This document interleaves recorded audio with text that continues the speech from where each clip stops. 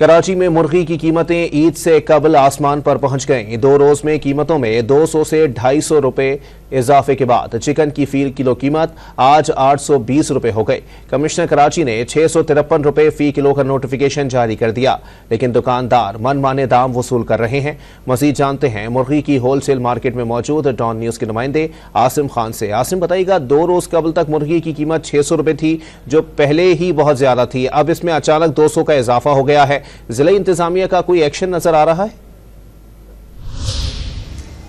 जी, ईद की आमद है और जहां आवाम जो है अपने बचत के रास्ते ढूंढ रही है, वहीं अशिया जो है रोज़ाना की बुनियाद पर मज़ीद महंगी होती जा रही हैं। मुर्गी की बात करें तो मुर्गी की कीमतें गुज़िश्ता 2 से 3 रोज़ में 200 से 250 रुपये फ़ी किलो जो है इसमें इजाफा हो चुका है। आज के रेट जो है 820 से 850 रुपये किलो जो है मुर्गी फ़रोख्त हो रही है। इस वक्त मैं मुर्गी की होलसेल मार्केट में मौजूद हूँ। यहाँ पर भी ये सूरत हाल है कि कहीं 800, कहीं 820 और कहीं 850 रुपये तक मुर्गी फ़रोख्त हो रही है। जबकि कमिश्नर कराची की जो लिस्ट आई है आज की, उसके मुताबिक 653 रुपये जो है वो मुर्गी की कीमत है, लेकिन कोई भी जो है इस कीमत पर जो है मुर्गी फ़रोख्त नहीं कर रहा है। आवाम बहुत ज़्यादा परेशान है और शिकवे करते नज़र आ रहे हैं, लेकिन इंतज़ामिया जो है मुकम्मल तौर पर खामोश है और कहीं कोई ज़िले इंतज़ामिया का नुमाइंदा जो है किसी मार्केट में नज़र नहीं आ रहा है। दुकानदारों से जब बात करते हैं तो उनका ये कहना है कि पोल्ट्री फार्म से माल महंगा आ रहा है, तलब में इजाफा हो गया है, जिसकी वजह से जो है वो मजबूर हैं माल बेचने पर। लेकिन कहीं पर भी ना ही किसी पोल्ट्री फार्म के ख़िलाफ़ अब तक हमने कोई कार्रवाई देखी और ना ही